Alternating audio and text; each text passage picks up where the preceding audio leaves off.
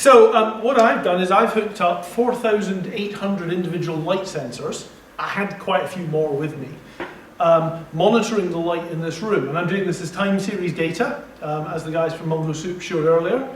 So basically, I'm taking 4,800 readings from this room approximately every 2 seconds. I'm keeping track of, for each of those sensors, a histogram of the values it has, its minimum and maximum, total and number of sensors, so I can calculate a mean for each hour and for each minute. I actually decided, so firstly, 4,800 light sensors. Can you see them? Yes, you can. There they are. They're all in that little box up there. There's a lens, and they're all looking all over the place, and then it all falls onto the little light sensors. There's like 320,000 in there, but I'm only using 4,800 at the moment. So I'm pulling the information from there wirelessly over here. If the range is that long, that might be an interesting question.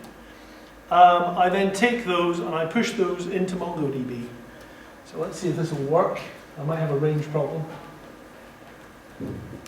There we go. So basically that's getting you what's the colour of the light around the room, and if that nice gentleman there will stand still, we can see that it's changing as somebody goes in there. And I'm then doing an upsert into MongoDB to create an appropriate data structure. So this is Mongo stat. It's showing me that I'm actually pushing 3,300 updates per second into the database.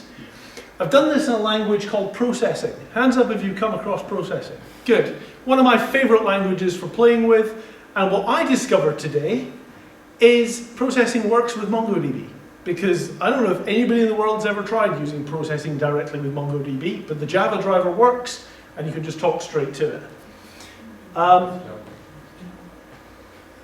So was that somebody saying, yes, I've done it before? No, it's Java, so... It's JVM, Java-ish, yeah. I've still never tried using it.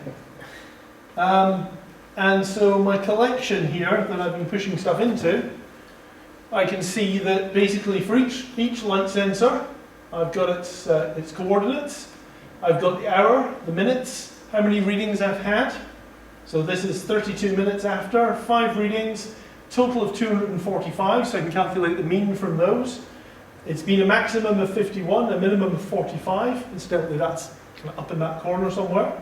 And I also have a histogram there of all the values it's had, and its total and count and max value. So when you're doing this kind of break it down by the hour and the minute, the trick is that you not only put in the totals and mins and maxes in each one of these, but you also roll them up and put in the totals for the hours and the totals for the day, all of which you can do with one single query update in MongoDB.